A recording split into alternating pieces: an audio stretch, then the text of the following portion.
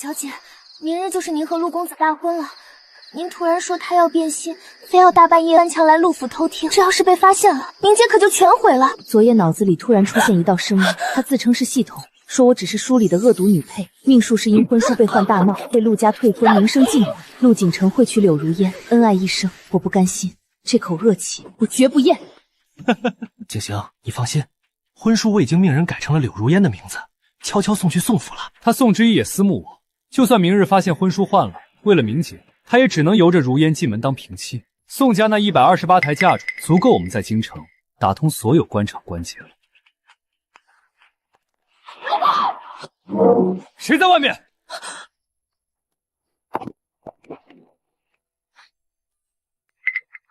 镇北大将军裴炎，他怎么会潜入陆府？谁在那儿？宋家大小姐，明日大婚，今夜奸却翻墙来听未婚夫的墙角。堂堂镇北大将军，不也是一身夜行衣干着梁上君子的勾当？将军在查太傅府贪污军饷的案子。小丫头，太聪明可活不成。敌人的敌人就是朋友。裴将军，你想扳倒太傅府，我也想让他们身败名裂，不如我们做笔交易。就凭你？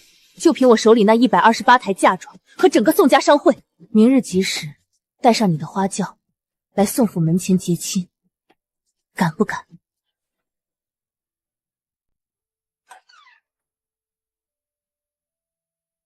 不管裴炎有什么图谋，眼下嫁给他是最好的办法。闺女啊，这婚我们不结了，我这就去陆家理论。女儿自己的事，自己解决。小姐，陆家的花轿来了。更衣。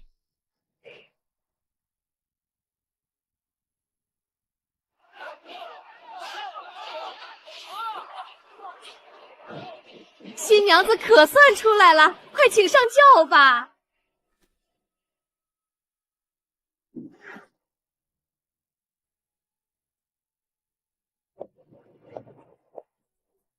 这只昨晚垫我怀里的小狐狸，倒比我想象的还要灵。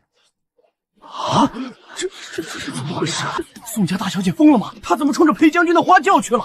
我的老天爷，这可是当街悔婚呐！之意，你在干什么？宋之意，你给我站住！你闹够了没有？我知道你听了些闲言碎语，心里不痛快。可今日是你我大婚吉日，你就算耍小性子，也该分场合。陆景行，事到如今，你还觉得我是在跟你闹脾气？之意，适可而止吧。如烟的事，我以后会向你解释。她身世可怜，不过求个名分庇护。你身为正妻，当有容人之良。现在跟我回花轿，刚才的胡闹，我可替你遮掩，绝不追究。陆景行，你太高看你自己了。既然你提到了名分，不如当着全京城百姓的面，把这名分算清楚。陆公子，退后！诸位街坊四邻，今日请大家为我宋之星做个见证。宋家与陆家早有婚约，我父母倾尽家财备下128台嫁礼，只求我嫁入陆家后相夫教子，琴瑟和鸣。可陆家昨夜送来的婚书，本该写着我宋之言名字的地方，却赫然写着别人，这上面写是柳如烟3个字。柳如烟，不就是记住陆家的才女吗？您新娘子婚书上却写别的女人，书香门第也干这种事儿，骗着宋家嫁妆，还想让别的女人顶正妻名分，太下作了！宋之意，你疯了！快把婚书给我放下！给我拦住他！你敢做，还怕别人说吗？你纵容好友篡改婚书，拿我的终身大事当儿戏，在你眼里，宋家不过商贾下贱，任你轻贱欺辱，我都只能咽下恶气，乖乖给你当钱袋子，对吗？你血口喷人，那只是下人写错了名字，休要在这里败坏我陆家门风。下人写错，这上面用的是极贵的徽墨，字迹刚劲，笔锋张扬。陆公子，要不要我现在请几位字画行先生来验一验，这究竟是哪个下人的笔迹？误会，这都是误会。宋姑娘，切莫冲动，有话好好说。今日是你与景行兄大喜的日子，莫要因底下人的一点小过错，伤了两家和气。底下人的过失？正是，是写婚书的管事昨夜贪贼，老眼昏花，竟将礼单上柳家表妹的名字误抄进婚书。景行兄忙于宾客，一时未查，陆家管教不严，可你怎能凭一张写错的纸就断言景行兄骗婚？女子名节重于天，你今日当街悔婚，痛快是痛快，可京城只会说宋家嫡女不识大体，善妒不能容人。你不顾自己，也不顾宋家百年商行的声誉吗？现在收起婚书，随景行兄回去，刁奴自会重罚。若闹出退婚丑闻，今后哪家清白门第敢聘你？谢公子言之有理，不过是下人写错，何至于当街悔婚？自古女子出嫁从夫，一点容忍之量都没有，如何管理后宅？哼，商贾之家终究少了教养。陆公子清流门第肯娶她，已是大恩。检测到宿主彻底斩断恋爱脑枷锁，精神波动峰值达到阈值，逆袭系统正式激活，恭喜宿主绑定成功，发放新手觉醒奖励技能神级洞察，可看破隐藏物品真实信息及隐秘人际关系，当前状态已自动开启。蓝红玛瑙玉髓原为一整块，一半为谢晨祥云玉坠，另一半为柳如烟水滴耳坠。人物关系：谢晨与柳如烟私交甚密，暗通款曲。谢公子这口才，不去茶馆里说声，真是屈才。宋姑娘这是何意？谢某句句皆是为你，为两家着想。为我着想，顾全大局。你说婚书是下人醉酒写错的，那怎么不写张三李卫，偏偏一字不落写上柳如烟？那是因为李丹就放在旁边。够了，谢晨，你把全京城的人都当瞎子吗？你腰间这枚极品南红玛瑙玉髓又是怎么回事？你胡说什么？这不过是我随手买的一枚普通玉佩。普通玉佩？西域进贡的极品南红玉髓，带独有金丝暗纹，京城也找不出几块。这玉髓原是一整块，你将它一分为二，一半做成玉坠贴身戴着，而另一半被工匠打成一对水滴耳坠，巧得很。那对耳坠此刻正戴在你们那位身世可怜、不争名分的柳如烟头上。天哪，同一块玉石打出来的定情宝具，难怪他这么卖力，原来是帮自己的姘头上位。陆公子这是被自家兄弟给绿了。谢晨，他说的可是真的？那玉坠，你不是说是你母亲留给你的吗？景行兄，你别听这疯女人挑拨离间，她在血口喷人！让开，快让开！景行哥哥，如烟，你身子本来就弱，太丁嘱咐了不能吹风，你怎么跑到这大庭广众之下惹人非议？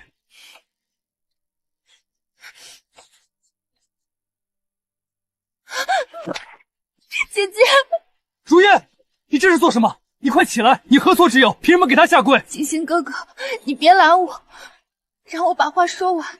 千错万错，都是如烟的错，求姐姐息怒，千万不要迁怒于景行哥哥和谢公子。婚书之事，确实是管事昨夜吃醉了酒，老眼昏花抄错了礼单，这都是一场误会啊！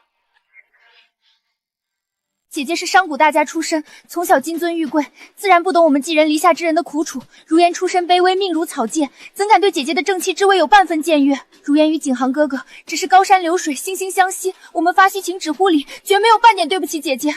至于谢公子那枚玉佩，更是无稽之谈，姐姐怎可凭空误人清白？高，实在是高，抬高我，贬低他，再把铁证说成污蔑。若换作从前的宋之如，怕是早已百口莫辩。姐姐若还是容不下我，如烟这边绞了头发，去城外尼姑庵做个姑子，此生再不踏入京城半步。只求姐姐原谅景行哥哥，不要当街退婚，毁了陆家百年清序。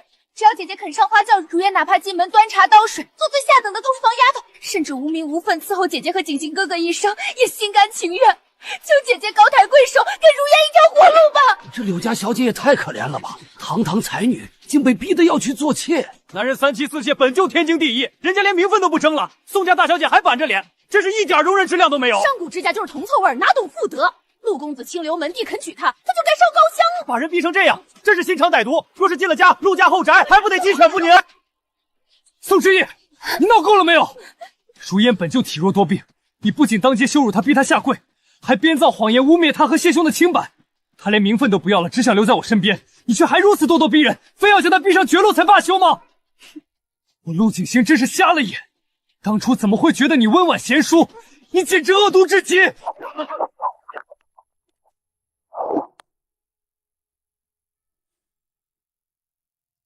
本将的迎亲吉时，谁再敢大声喧哗，惊了本将的战袍，这鞭子抽的可就是你们的舌头了。宋小姐，既然有人嫌站着说话腰疼，你想怎么教训？裴某替你清场。江南岁贡的流云软袖，1尺布10两金，赤金点翠九尾凤钗，价值3200白银。春桃，小姐，奴婢在，咱们别理这些不分是非的人，咱们快和裴将军一起回府。回什么府？这戏才唱到一半，本小姐站得有些腿酸了。去，到后头的嫁妆队伍里，把我那把紫檀木的太师椅搬过来。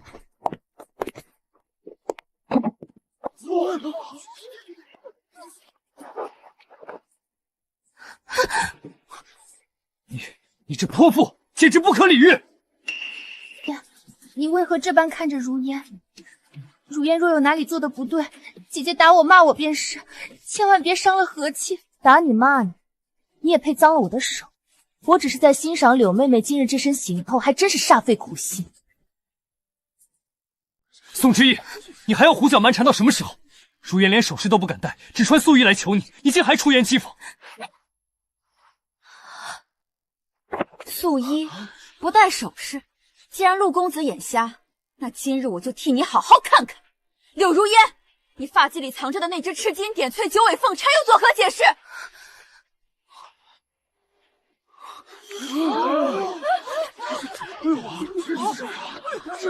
九尾凤钗，那可是正妻才能用的规制啊！大周律法，妾室若敢僭越九尾凤钗，是大逆不道，严重了要吃板子。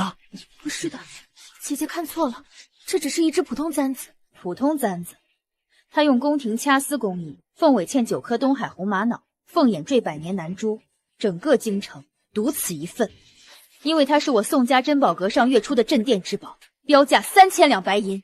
半个月前，陆府管家打着给少夫人添妆的旗号，连欠条都没打，强行拿走，我以为是给我了，没想到，陆景行，你拿我宋家的铺子献殷勤，拿我宋家的银子讨好表妹也就罢了，可你们不该让一个口口声声甘愿为妾的女人，带着该属于正妻的凤钗到我面前哭穷叫冤。还有这件月白大裙，江南岁贡的流云软缎，1尺布10两金。你出身卑微，却穿贡调，带3000两凤钗，向我这商女哭穷，这就是你所谓不争名分。一个通房丫头，穿贡品软缎，带正妻凤钗，好大的排场！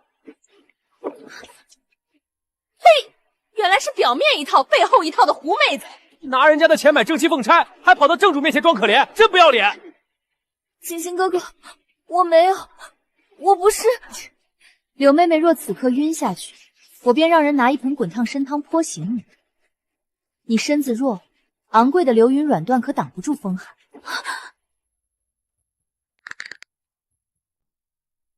宋之言，你这个贱人，你敢如此辱我陆家，都愣着干什么？把这疯女人给我拿下，用绳子绑起来，塞进花轿。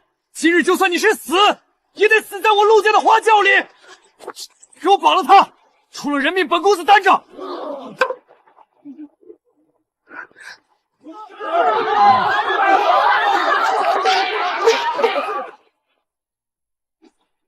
保护小姐！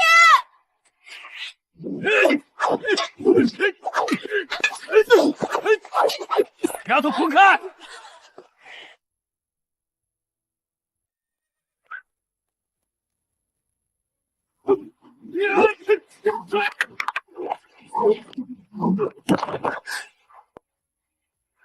找死！裴安敢碰他衣角者，废了！遵命！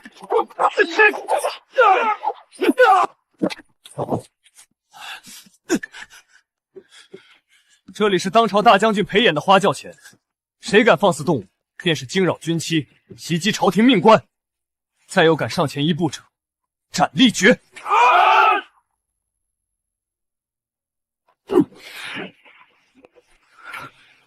裴安，你算个什么东西？也敢拔刀威胁朝廷命官？你不过是裴演身边一条狗，一介粗鄙武夫。今日是陆家教训不守妇道、当街逃婚的贱妇，是文臣清流后宅之事。你们裴家仗着兵权，敢在天子桥下干涉太傅府家务，大秦难道也没了王法？任员武将一手遮天？丁，检测到当前局势发生重大转变，文武阵营冲突激发，支线任务发布：粉碎陆家清流伪装，震慑文臣狂妄。宿主需当众撕破陆景行的道德画皮，绝不可让裴府背上政治黑锅。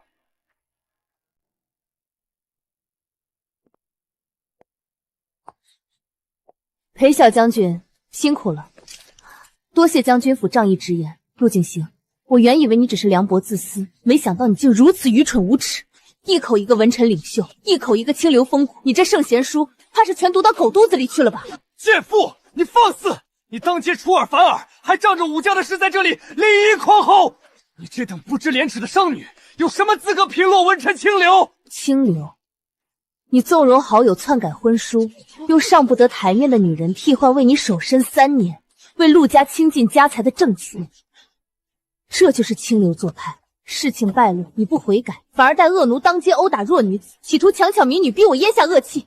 陆家自诩清流之首，却行偷梁换柱、骗婚诈财的男盗女娼之事，内宅龌龊被揭穿，便扯起文武之争的大皮遮丑。若大秦文臣都如你这般道貌傲然、厚颜无耻，你也配在保家卫国的裴将军面前提王法2字。宋之义，你闭嘴！这个一身铜臭味的商贾贱妇，你懂什么清流大义？你以为伶牙俐齿就能掩盖低贱出身？你除了几个肮脏臭钱还有什么？一辈子都洗不掉铜臭味。陆公子既如此高风亮节，嫌我这商女的铜气味儿脏了太傅府清流门楣，那不如先把这3年来你们陆家沾染的铜像铜旧账给清了吧。一派胡言！我陆家100年清正，满门书香，何曾拿过你1分1毫？你这毒妇，当街悔婚不够，还敢伪造账目，污蔑太傅府清誉。承平3年5月初4，陆府以老夫人50大寿为由，于宋记奇珍阁抽取3尺极品血玉珊瑚1尊，市价3000两。同月，又提走贡品云雾蛟仙10匹，计银800两。6月，陆公子父陆明彦嫌旧衣寒酸，于宋家银阁定做东珠白玉冠、羊脂玉腰带。即承平4年，陆公子被春为每日血燕、100年野山参，1年折银4500两。你住口！那是你自愿孝敬我母亲的，是你自己送上门来的东西，怎能算我陆家拿你的？自愿孝敬，看清楚，每一笔下面都按着你陆家大管家福伯的红手印，款写的明明白白，暂借未来亲家送府之资。一边靠着铜臭把自己喂得白白胖胖。陆景行，你的圣贤书是教你做要饭乞丐吗？原来这就是清流啊！还是本大名心血花的钱！谢公子，急着去哪？刚才不是挺顾全大别，挺能为陆家颜面仗义离言吗？宋小姐，这是你们2家的私事，谢某一个外人确实不便掺和。外人？谢公子这3年在宋家沾的铜迹物，可一点不比你这好兄弟少。承平5年春，谢公子看中前朝大儒孤本，囊中羞涩，借陆公子知己至交的名义，在宋记书局强行赊走，价值500两。同年秋，群发楼包场宴请同窗，没钱结账被扣押，也是拿陆景行名贴到宋记酒楼提先银救急，足800两。你血口喷人，斯文败类，谢某清清白白，岂会行这等龌龊之事？不见棺材不掉泪。亲笔画押，还扣着谢晨私印，白纸黑字写着待谢某日后高中必定双倍俸。怎么，功名还没考上，记性先被狗吃了？拿兄弟未婚妻的钱逛青楼，这乃夺人的耻辱！不仅吃软饭，还带兄弟一起吃。难怪刚才一个劲儿劝宋小姐别退婚，原来怕钱袋子跑了。你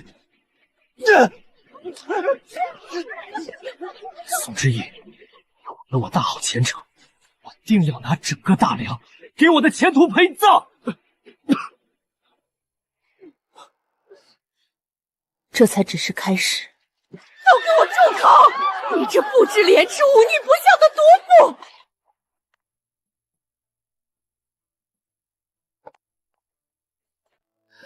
妇！儿啊，你莫怕，有为娘在，今日谁也休想动你一根汗毛。宋之义，你这个无法无天、下贱粗别的商户女！陆家100年清流，太傅门第，当初若不是你宋家祖父苦苦哀求，凭你满身铜臭，也配进我陆家大门。如今你得了便宜，还敢卖乖，大婚之日悔婚，勾搭裴府5夫，还敢捏造账目构陷主君。自古3从4谛，女子本分，婚书已过，你便生是我陆家的人，死是我陆家的鬼。忤逆尊长，不守妇道，构陷夫家，桩犯7出之条。我今日便替天行道，清理门户。来人，把这不知廉耻的毒妇拿下，堵上他的嘴，扒了他的喜服，拖回太傅府祠堂。本夫人今日要请家法，按族规将他陈堂，以正陆家门风。是，我看谁敢动夫人一下！你一个裴府的下贱奴才，也敢阻拦太师府办家事？怎么，裴衍那个只会在死残堆里打滚的莽夫，还想为了一个破鞋，当劫杀朝廷文臣的家眷不成？给我冲！我倒要看看今日谁敢砍了我这个一品诰命！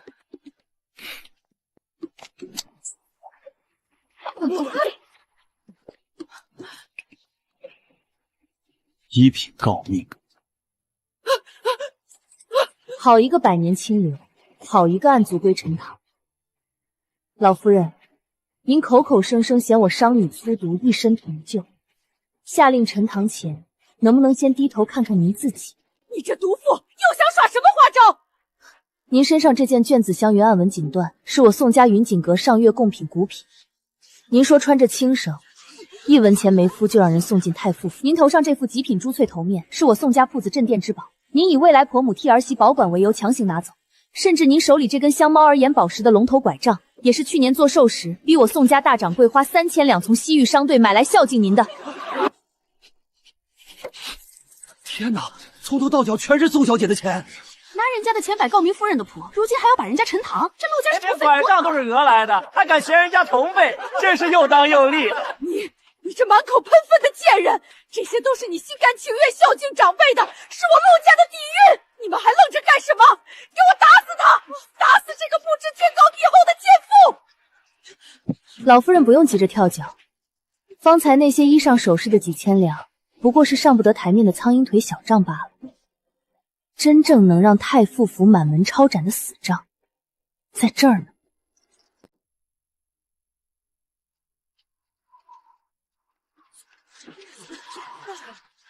装神弄鬼！你这满嘴谎言的商女，以为随便拿个破盒子就能吓住我太傅府？就算你说出天花乱坠的借口，也掩盖不了你忤逆不孝、不知廉耻的罪过。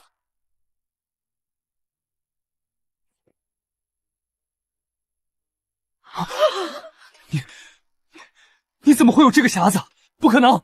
这东西明明锁在我的书房暗格里，你这毒妇怎么可能拿到？陆公子忘了，当初是你亲手把书房钥匙交给我，说太傅府以后全凭我做主，用我的钱买的锁，藏着你见不得人的秘密，我就看不得了。大梁建平3年2月初9，太傅府长孙陆景行特向宋氏通宝钱庄吃取现银10万两整，立字为凭，借款人陆景行。10万两，太傅不是两袖清风吗？私下竟向未婚妻家借这等巨款，不可能，绝对不可能！你这毒妇定是伪造的。景行平日里连花钱的去处都没有，要这10万两白银做甚？你就要拿假账污蔑我儿！假账上面清清楚楚盖着陆景行的私章，按着他的手印。老夫人既然不知道他拿钱做了什么，我就当着全京城百姓的面念给你听。2月初9，正是去年春闱前夕，陆景行在科举中拔得头筹，动用10万两白银打点礼部官员，结交主考官幕僚，甚至买通批卷统考官，疏通所有关节，科考舞弊，是这样，难怪去年一举夺魁。原来状元之才是买来的，满门清流，竟干出动摇国本的龌龊事！你住口！你这疯女人，给我住口！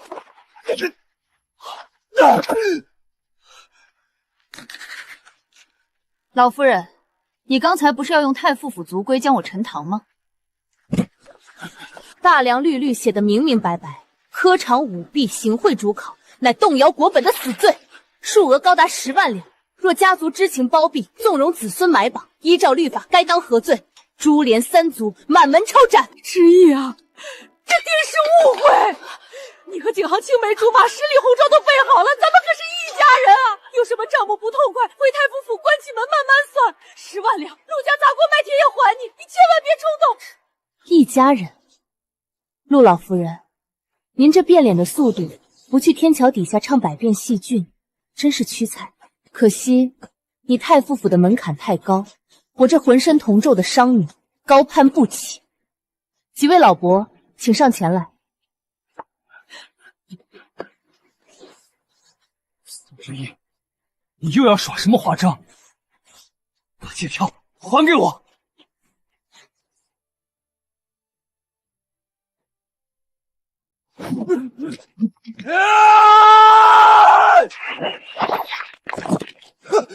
放肆！谁敢惊扰夫人？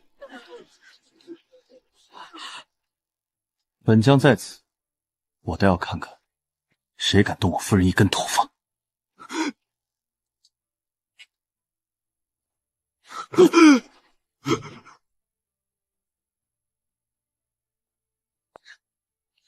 我宋之义，今日当着全京城百姓的面，以宋家商行当家人的身份立誓，将这10万两白银的债权远景无偿捐给城南慈幼局以及兵部下辖安置北境退伍残疾老兵的商云恒。宋姑娘，这可是10万两啊！您真给我们这些糙汉子？老伯，您替大梁流过血，这钱是太傅府欠天下人的，您拿着。苍天有眼呐！老夫这条胳膊是替大梁当北地弯刀砍断的。朝廷说国库空虚，伤残抚恤一拖再拖，我们这些老兵只能在天子脚下讨饭吃。可你们这些高高在上的太傅府清流，竟拿10万两白银去科考舞弊，去买官卖官。你们喝的是我们老兵的血，吃的是前线将士的肉啊！我这蛀虫！呸！什么狗屁清流！还钱！把老兵的救命钱吐出来！还钱！太不服我打了！别打我，不关我的事！完了！你们这些刁民！我是太傅府的一品诰命，你们敢！老夫人，省省力气吧。昨夜3大钱庄、顺天府和兵部的公文库，这10万两原件在伤兵营，底单在顺天府。明日起，由兵部替孤儿老兵向太傅府讨债。若是少了1个铜钱，你们陆家就等着大理寺的抄家灭门诏书吧。不，你把陆家的活路全堵死了！你这个恶魔！我的太傅府啊！造孽啊！丁，检测到宿主化私怨为大义，成功转移仇恨，完成隐藏支线任务，获得成就，声名远播，民间与军中威望大幅提升。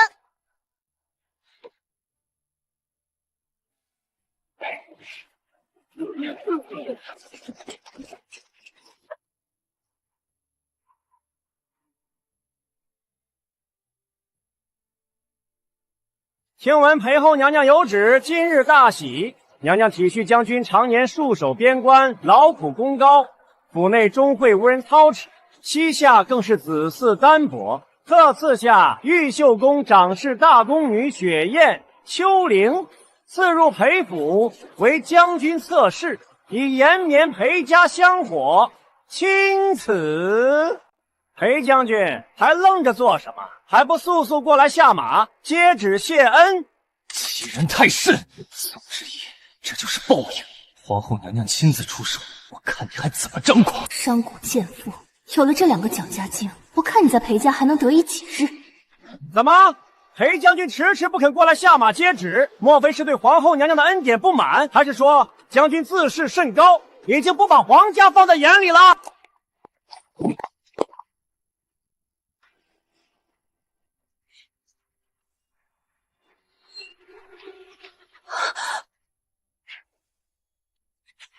且慢！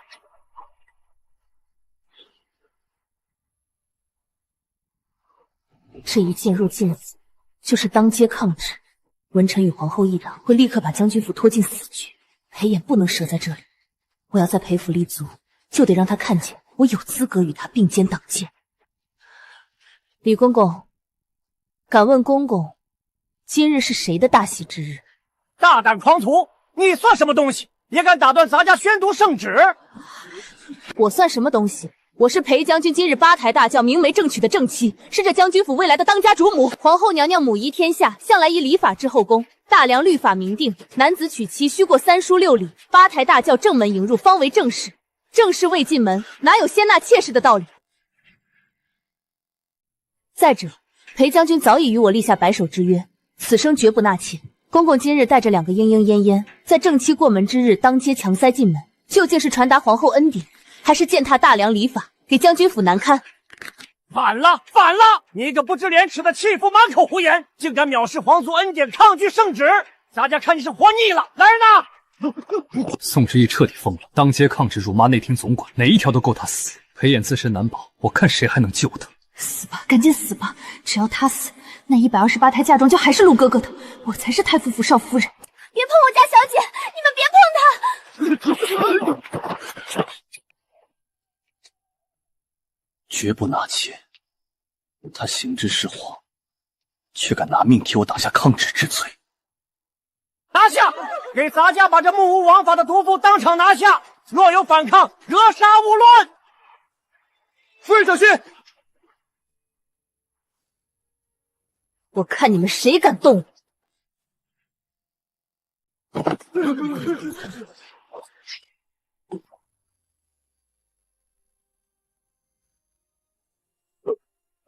我！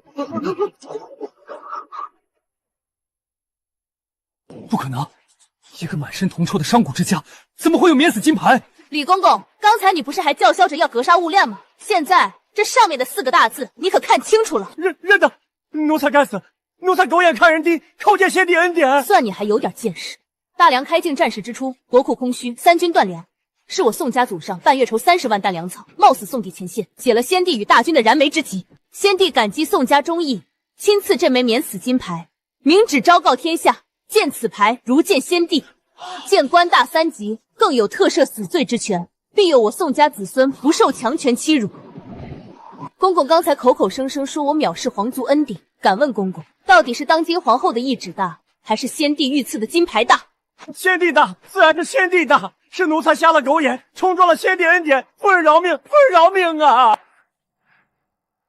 我今日与裴将军成婚，乃顺应天意的好姻缘，你却带着2个不知从哪里找来的狐妹子当街阻拦，口口声声说是皇后的恩典。我倒要问问，皇后娘娘是不是对先帝赐下的金牌不满？是不是想越过先帝，用这2个贱婢来打我宋家的脸，打先帝的脸？没有，绝对没有，是奴才擅作主张，皇后娘娘毫不知情，全是奴才急功近利，向八戒讨好，这才假传了懿旨啊！求夫人明鉴，饶奴才一条狗命吧！免死金牌，若坐在花轿里的是宋之义，这张保命符本该是陆家的。既然是你这阉人假传懿旨，那还不快带着你的人滚出我的视线！若再敢惊扰本夫人半步，我定拿着这块阴牌亲自击响登闻鼓，去殿前问问当今陛下，这大梁天下到底还认不认先帝的规矩？是，奴才这就滚，奴才马上滚，还不快走！都瞎了眼吗？撤！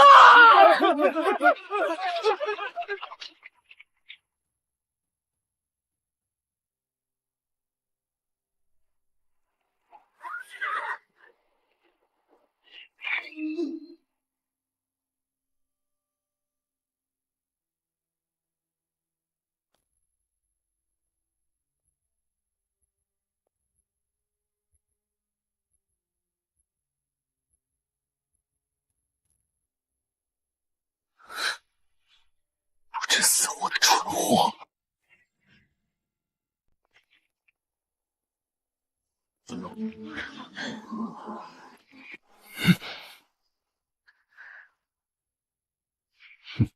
杀吧，快动手吧！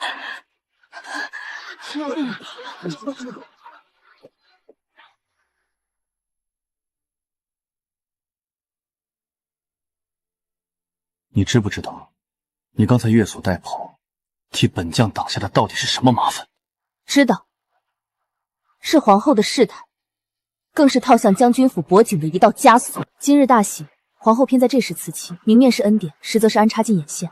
那领头太监还要将军下马接旨，居心叵测。将军若接，就是当着全京城的面让他们把毒刺扎进府；若不接，明日御史台的折子就会告你恃才傲傲，拥兵四众，进退都是死局。所以呢，你觉得你有资格替我本将破这个局？我不是觉得，而是我已经做到了。我用先帝御赐的免死金牌压下皇后懿旨，从头到尾，禁军没碰将军府半片七角，裴府未动一兵一卒，将军也没有沾上抗旨之名。这个死局，我替你解了。将军要娶我过门，即应了我的契约，与我过门。我宋之义就绝不是只会躲在男人身后求庇护的菟丝花，这便是给你的投名状。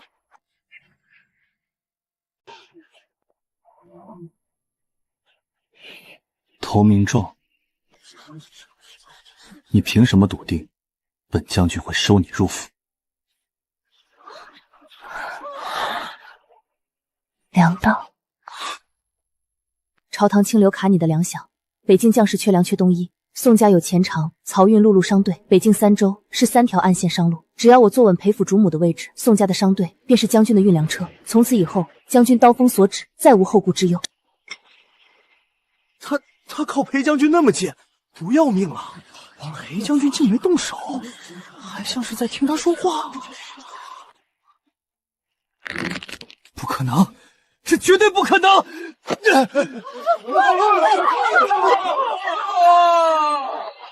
宋之义，你这个水性杨花的贱人！你以为你在干什么？你不过是满身铜臭、卑贱低俗的商女，是被我陆景行、被陆家像丢垃圾一样扫地出门的欺负。你当街耍狐媚手段，就能飞上枝头变凤凰？裴将军是大梁国之柱石，怎么可能看上你这种声名狼藉、残花败柳的破鞋？像你这种不知廉耻、倒贴都没人要的女人，就算爬上裴家的花轿，也休想在将军府有名分。你连暖床通房都不配，只配去盗夜枪。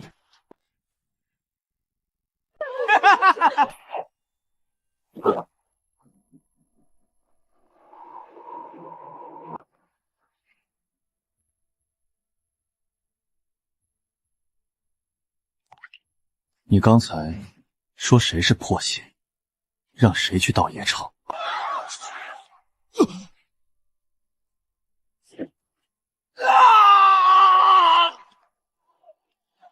你给我竖起耳朵听清楚，我裴衍要娶的女人，便是我将军府唯一的女主人，是我裴某人一生护着的妻子。她一根头发都比你们整个陆家贵重，还轮不到别人来说三道四。你若再给我，便亲手烤出拔了你的舌头，拿你们陆家满门的脑袋来给我夫人铺大婚的红妆。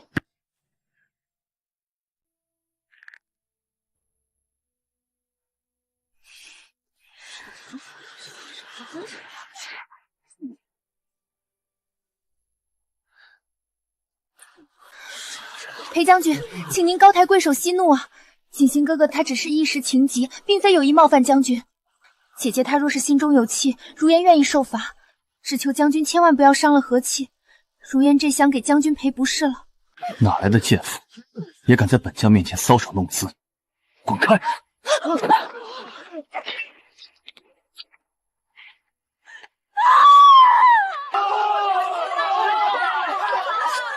好，骂得好！裴将军威武，当乃真汉子，最近他都爬不起来了，勾引男人的狐媚子，在将军面前毕露了吧？陆家钱财在后，如今还想身份压人，简直自取其辱！造孽呀！造孽呀！宋之义，你个毒妇！你！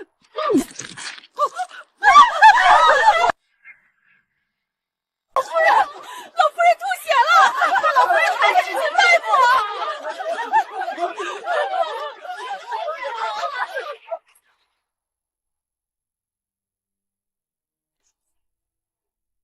诸位街坊四邻，京城父老，今日之事，是非曲直，想必大家已看得分量。陆家自诩百年清流，书香门第，却干出背信弃义、偷梁换柱、骗婚伤女、贪墨钱财的龌龊勾当。事发之后，不仅毫无悔改之意，反而妄图以权势压人，以家法构陷。这等男盗女娼、毫无底线的虎狼之窝，我宋之言不屑踏入半步。一个商贾女子，竟能把陆家剥得体无完肤，好胆魄！从前是我宋之儿瞎了眼，错将榆木当珍珠，但上天有眼，不绝我宋家之路。今日这换嫁乃是天意，我宋之一在此对天立誓，从今往后，我与陆景行恩断义绝，桥归桥，路归路，此生不复相见。恩断义绝。他不是闹脾气，他是真的不要我了。之夜，不！春桃，拿火盆来。奴婢这就来。快看，那是陆家祖传龙凤双日里的凤玉，只传长房嫡媳的定情信物，还有那张借条，这是要当众撕破脸啊！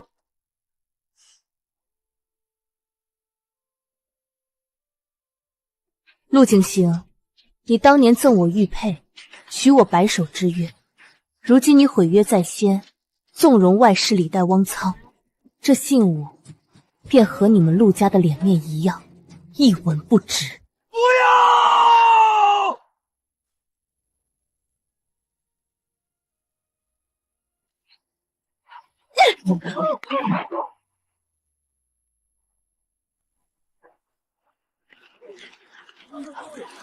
陆家门第太高，这些破烂玩意儿还给你们。检测到宿主完成物理与情感双重绝对切割，支线任务断绝孽缘已完成，宿主摆脱恶毒女配强行降智光环，命运线全面重构，奖励气运值提升，获得永久被动技能冰心诀。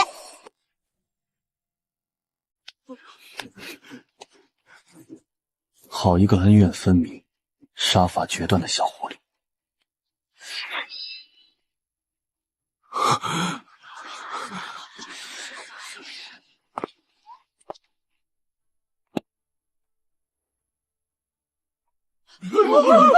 宋之意，你疯了吗？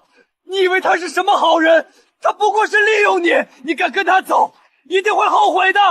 你这辈子都休想再进我陆家的大门！原本今日该是我赢，凭什么他还能全身而退？凭什么那只手伸向的不是我？他接了，量到这份投名状，他认了。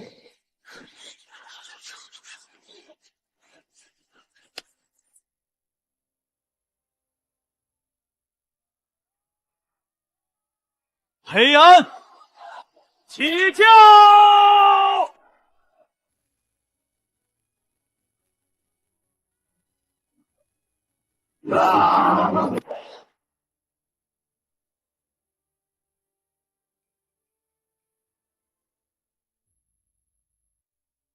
坐稳了。将军也是。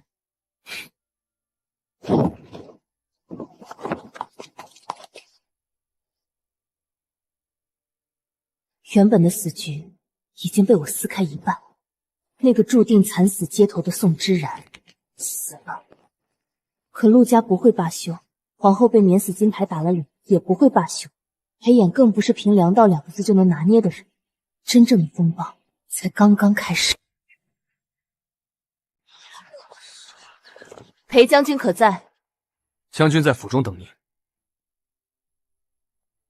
宋之意，你给我回来！你在胡闹什么？他以为我在闹，可我是在嫁人，只是新郎换了一个，我没有后悔。宋之意，你敢嫁给裴衍那个莽夫，你不要后悔！之意，之意，你回来！奉我家将军之命，前来迎回夫人的嫁妆，还请陆公子行个方便。他的嫁妆凭什么给你们？陆公子这话说的，嫁妆自然是跟着新娘走。如今宋小姐已是我裴府的当家主母，她的嫁妆不进我裴府，难道还留在你陆家吗？你们裴家不要欺人太甚！这门婚日本就是我和宋之意合计行的，他临时反悔，那是他不守妇道。这嫁妆就算给我们的赔礼。婚书上写的是谁的名字？陆公子心里没数吗？真是不要脸！哦，原来是婚书出了问题。我呸！不要脸的东西，怕不是陆家做了亏心事，这是个误会。之意，你出来，我们好好谈谈。来。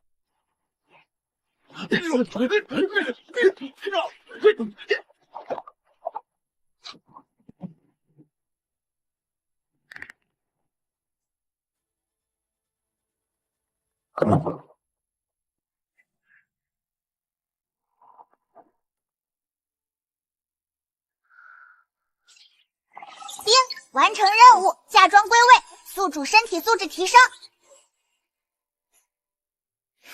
昨夜心死的瞬间，我觉醒系统，他说我只是书里的恶毒女配，命数是因婚书被换大闹，被陆家退婚，名声尽毁。陆景当会娶柳如烟，恩爱一生，我不甘心，所以换一条路。夫人，嫁妆已全部入库，辛苦了。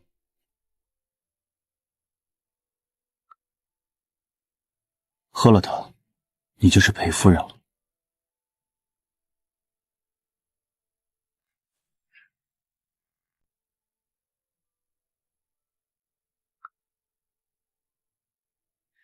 我今日要去城外大营，后宅的事你自己能处理。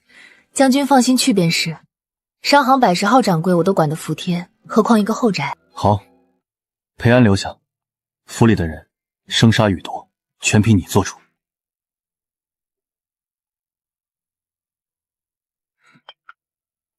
让府里管事的都过来见我，老奴王有才见过夫人。夫人初来乍到，恐怕不知道咱将军府的规矩。将军府的规矩我不知道，但我宋之义的规矩很简单。账本呢？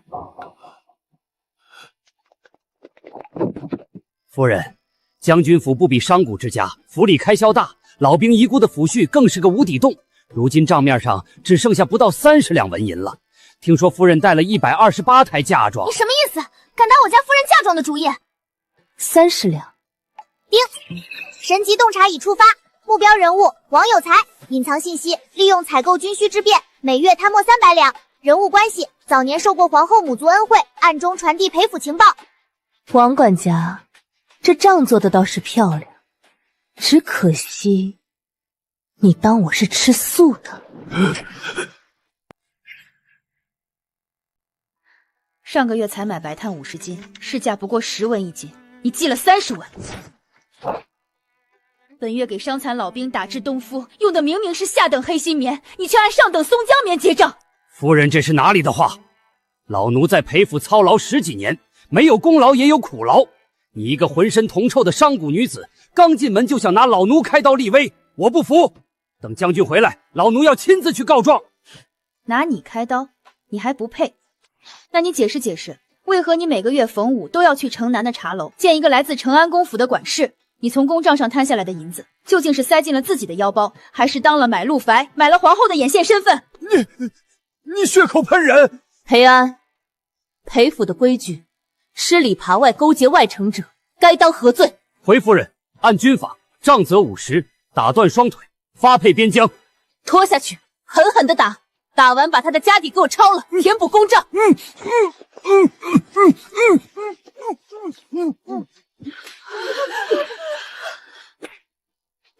我不管你们以前是谁的人，从今天起，这裴府的后宅我说了算，忠心办事的赏钱翻倍，若有敢生异心的，他就是下场。听明白了吗？谨遵夫人教诲。将军，户部那帮文臣又在作梗，借口今年赋税不足，把咱们北境大军的冬衣和粮草批款足足砍了70%。再过半日就是寒冬，将士们怎么熬？陆家和这帮清流是想用边关10万将士的命来逼我交出兵权。春桃，拿着我的大掌柜信物，去通知京城所有宋家商会的布庄和粮行，传我的话，3天之内给我调集10万套上松江棉衣，外加5万担陈粮，走宋家自己的私校水路，直发北境大营。夫人，10万套棉衣，这可是至少30万两白银的填补。我宋之义别的不多，就是穷的只剩下钱了。将军竟然敢在长街上拔剑护我，我宋家就供得起这10万大军的粮草。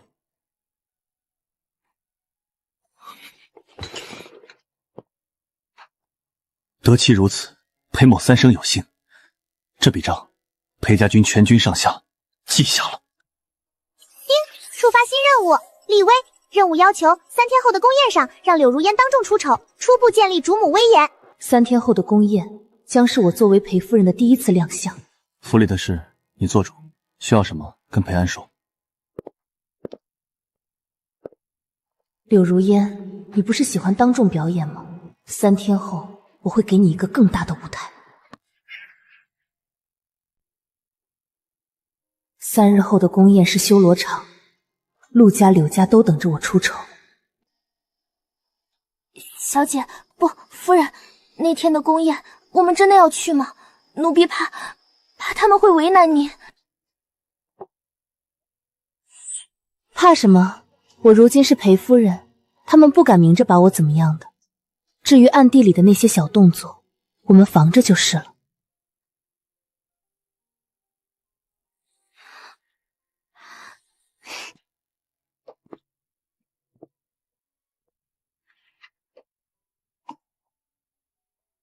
听说你在为宫宴做准备。陆家的人可能会对你不利。10万两舞弊案，陆家把大管家推出去顶了死罪，皇后在御书房跪了半宿，以朝堂不可一日无清流为由保下了陆景行的命，但他已被革职，如今陆家只剩个空壳子。百足之虫，死而不僵。皇后保他，不过是想留一条咬我们的疯狗罢了。明日宫宴，皇后特许陆景行和柳如烟赴宴，摆明了是要在文武百官面前拿你来打我的脸。你若怕了，明日我称病，我们不去。去？为什么不去？既然他们把脸凑上来，我若不狠狠打回去，岂不是辜负了皇后娘娘的一番美意？我知道，将军可是有事吩咐？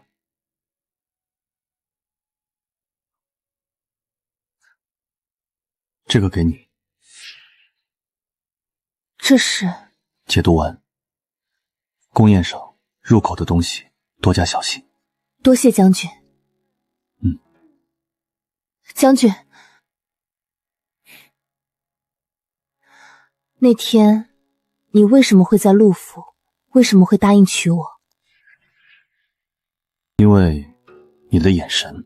什么？一开始我只是醉酒走错了路，想戏耍一下你，但你真答应嫁给我那天来找我时，眼神里没有爱慕，没有畏惧，只有破釜沉舟的决心，像一头被逼到绝境的狼。我觉得你这样的人做裴夫人很合适，不会哭哭啼啼，不会给我添麻烦。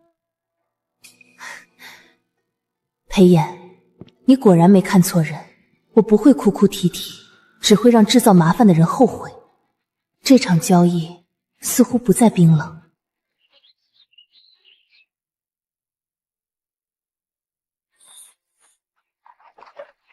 硬仗在前，但我毫无畏惧，因为我不是一个人在战斗。好戏开场了。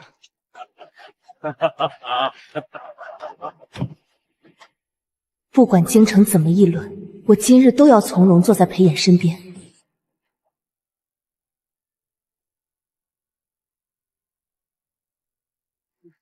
裴将军、裴夫人，许久不见。早听说宋家小姐是个妙人，今日一见，果然名不虚传。裴夫人这气度可不是一般人能有的。世子夫人过奖了。哟，裴夫人，你看，那不是陆家那对不要脸的表兄妹吗？出了那么大的舞弊丑闻，连家底都赔光了，居然还有脸来赴宴。听说是皇后娘娘慈悲，给他们留了一线生机。就是不知道这快淹死的狗还能翻出什么浪花来。小女柳如烟见过裴将军。宋姐姐，好久不见，你还好吗？我很好，倒是柳小姐，你脸色不太好，是不是最近心事太重，夜里没睡好？姐姐说笑了，我只是担心你，毕竟你和景行哥哥他……我夫人用不着你来担心，管好你自己的事。皇上驾到，皇后娘娘驾到。今日真是个好日子，不仅有这满园春色，还见证了一桩美满姻缘。裴将军和裴夫人真是郎才女貌，天作之合啊！本宫听说裴夫人多才多艺，尤其擅长抚琴，不知今日可否让我们一饱耳福？皇后是柳如烟的远房表姑，她要我当众出丑，再让京城第一才女来压我，可我不能退。皇后娘娘谬赞了，臣妇确实略通音律，只是怕技艺粗破，污了娘娘和陛下的耳朵。裴夫人谦虚了，来人，上琴。不就是弹琴吗？谁说我不会？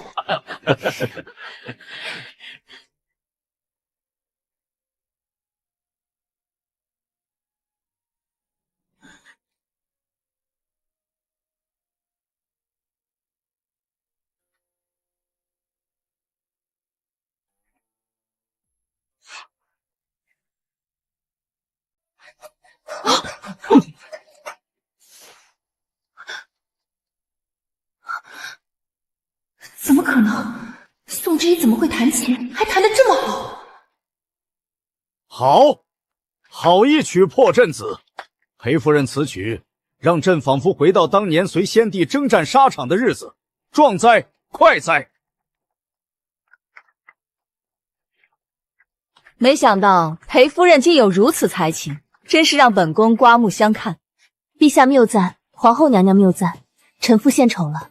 不过比起臣妇这点微末伎俩，想必柳小姐的琴技才是真正的大家风范。臣妇刚才这曲不过是抛砖引玉，还请柳小姐不吝赐教，也为我们弹奏一曲，让我们一饱耳福。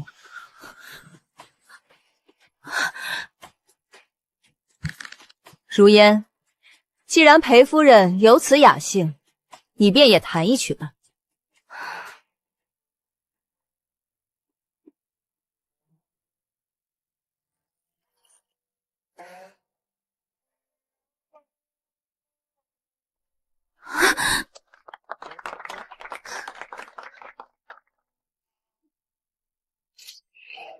丁，完成任务，立威，奖励过目不忘技能。这只是第一道开胃菜，柳如烟，我们的账还没算完。你到底还有多少惊喜是我不知道的？将军以后会慢慢知道的。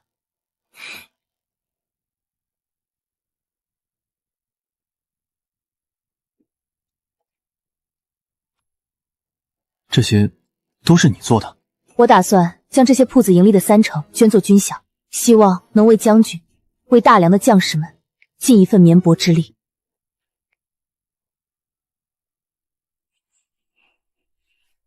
以后家里的事你说了算，外面的事我替你扛。夫人，不好了！刚才外面传来消息，说陆公子在城外别院遇刺了。人怎么样了？听说伤得很重，现在还昏迷不醒。陆家乱成一团，陆老夫人当场晕过去了。外面的人都怎么说？他们都说是裴将军派人干的，说将军为了给您出气，才对陆公子下手。别慌，先回府。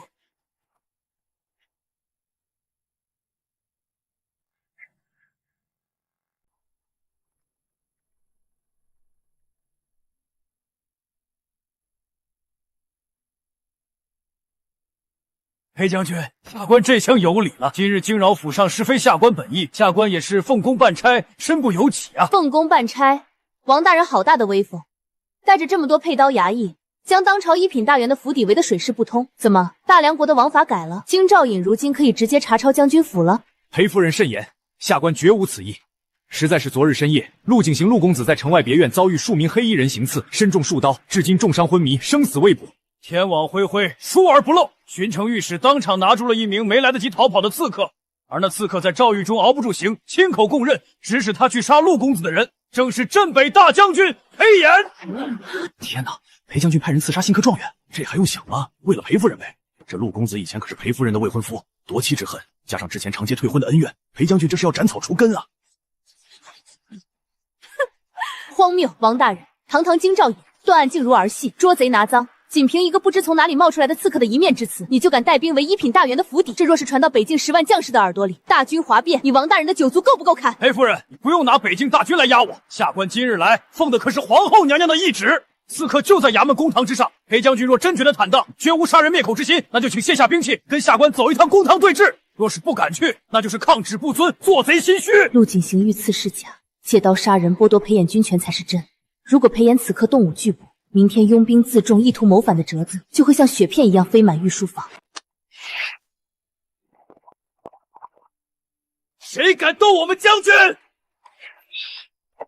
将军不能拔剑，这是个死局，拔剑就是抗旨畏罪，正中皇后下怀。你跟我去公堂，剩下的交给我，我定要让这群跳梁小手有去无回。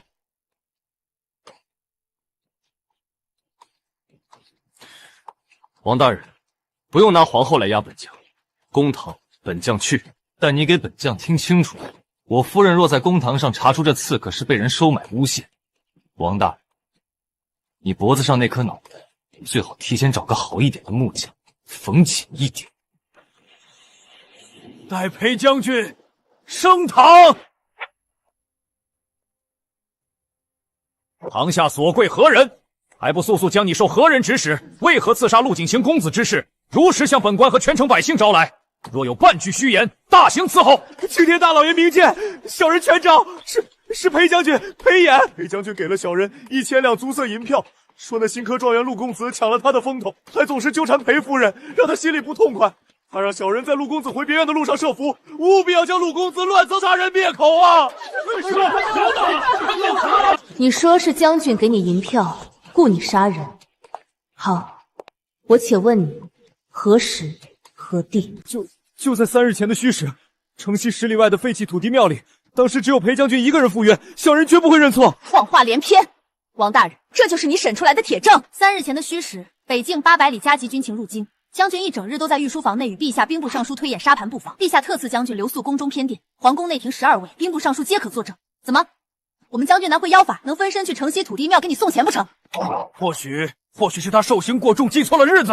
你这刁民，再仔细想想，到底是什么时候？对，小人记错了，是5日前的晚上。好，就算你记错了时间，那我再问你一个问题：将军当夜递给你那1000两银票时，用的是左手还是右手？右手，小人看得真切切。他从怀里掏出银票，就是用右手递给我的。小人还看到他右手虎口处有常年握剑的老茧。曹灭冤枉！王大人，你若是个睁眼瞎，不妨去兵部调出大梁国的军医档来看一看。大梁开国15年，北敌铁骑南下，直逼边关，是裴将军率领3000轻骑血战7天7夜。将军的右手为了替当今圣上挡下北敌可汗的一记毒箭，经脉尽断。这3年里，他的右手连一个装满水的茶盏都端不起，连一柄3斤重的长剑都握不住。你现在告诉我，他用那只废掉的右手稳稳地递给你1000两的银票。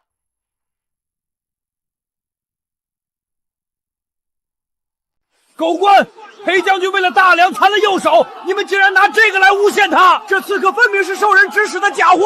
严惩真凶，还将军清白！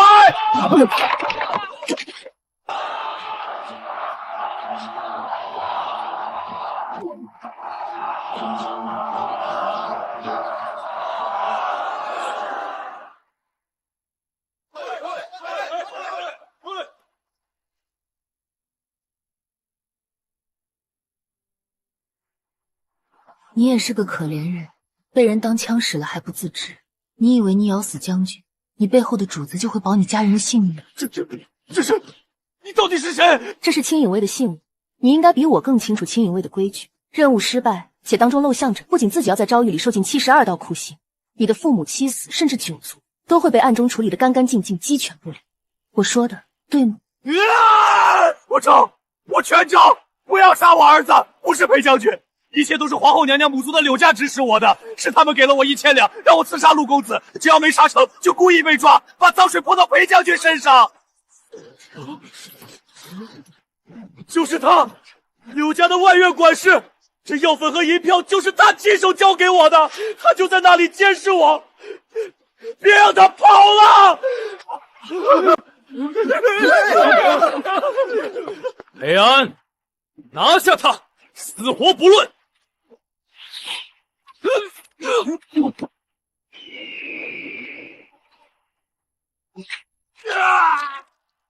王大人，案情已然真相大白，皇后母族雇凶杀人，刺杀当朝学子，构陷国之柱主，此等谋逆大案，你这区京兆尹的庙太小，怕是审不了，也兜不住了吧？夫人饶命，将军饶命！下官瞎了狗眼，下官也是受人蒙蔽呀。裴安，点齐铁甲卫，带上这刺客和刘管事，随本将进宫，击登文谷灭圣。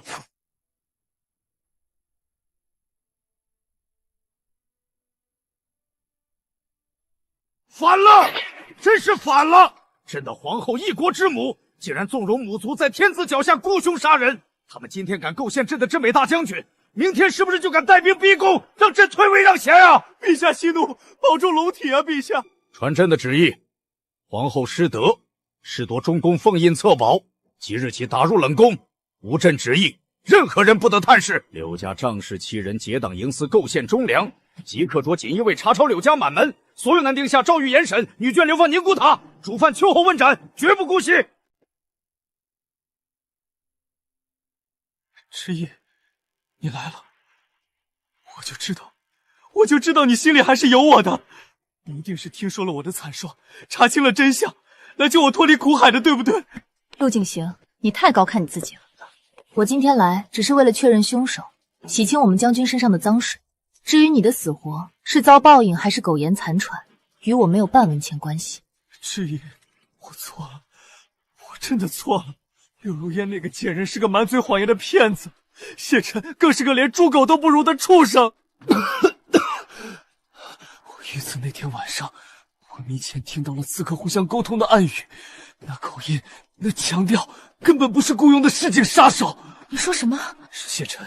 谢晨要我假装被刺杀陷害裴将军，但那刺客是真想杀我。谢晨假借皇后和柳家的名义刺杀我，想置我于死地。刘管事不过是谢晨放出来掩人耳目的烟雾弹，他不仅要我死，还要借这步棋搞垮裴将军。他想踩着我们所有人的尸骨往上爬。去谢晨的书房，他书房正中央挂着一幅猛虎下山图，图的后面是机关暗格，那里不仅有他贪墨的假证，还有他和北狄人勾结通敌叛国的铁证。通敌叛国。调集所有铁甲卫，随本将朝谢府。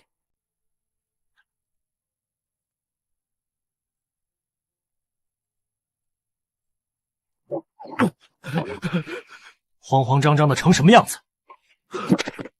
少爷，我们勾结北狄的事情败露了。什么？我们完了！留得青山在，不怕没柴烧。只要逃到北狄王庭，拿着大梁的布防图，我照样能封侯拜相。陆景行这个废物，竟然没死透，坏我大计！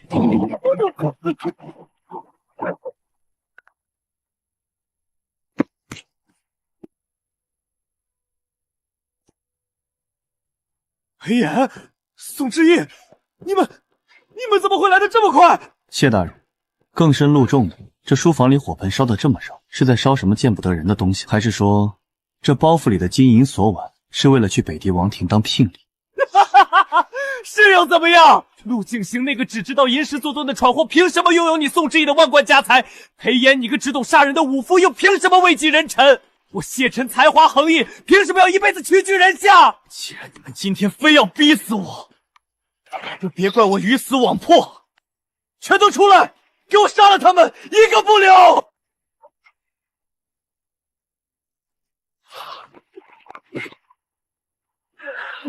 大梁的战神，今天我就用你的头颅去祭奠我们北狄死在边关的勇士。上！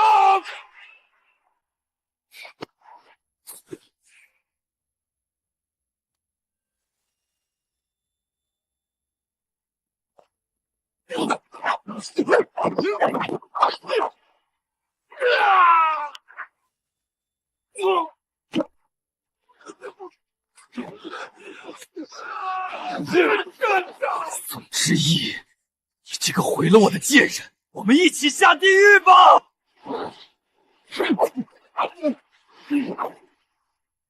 之义，躲开！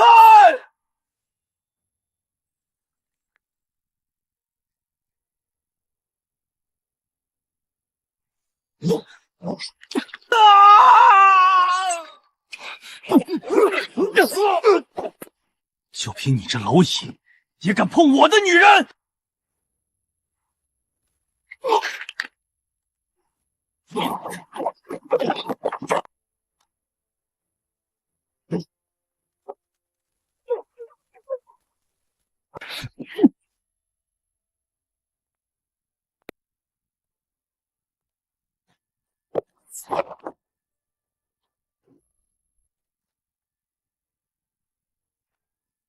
谢晨，你的黄粱美梦到此为止了，带走，听候圣裁。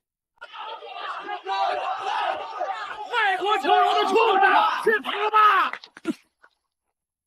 ！53刻已到，验明正身，斩立决。陆家虽未直接通敌，但因科考舞弊及包庇罪，被褫夺所有名爵位，全家流放岭南。之意呀，快把你的嫁妆拿来，给我爷爷娘打首饰。走快点！你以为你还是状元郎呢？流放岭南烟瘴之地，能不能活着走到都是个未知数，还在这磨磨蹭蹭。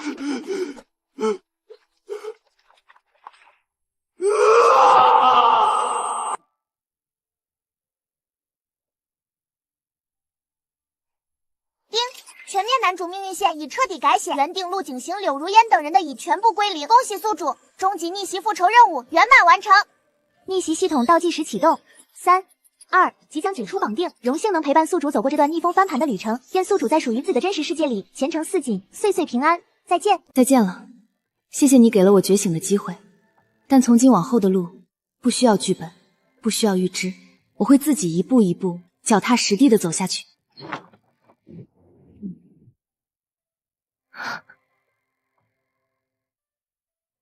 在想什么？对着镜子笑得这么出声。前尘往事如过眼云烟，都已经散了。陆家也好，谢尘也罢，都与我无关了。从今往后，我只是宋之意，是镇北大将军明媒正娶的妻子。夫人这话说错了。哪里错了？从今往后，这将军府里你最大，外面哪怕是山山火海，我替你踏平；这府内哪怕是万贯家财，全由你做主。我裴炎不仅是大梁的将军，更是裴夫人的裙下之臣。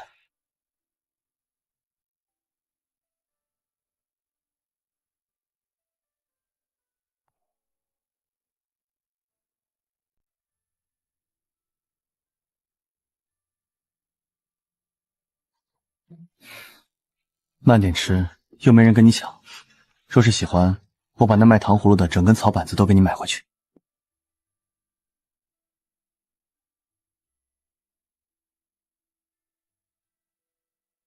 之意，放个河灯，许个愿吧。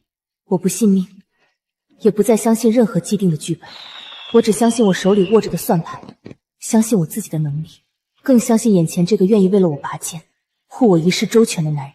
愿大梁江山永固，海晏和亲。愿我与他岁岁年年，长相厮守，白头偕老。之意，这盛世繁华，这万家灯火，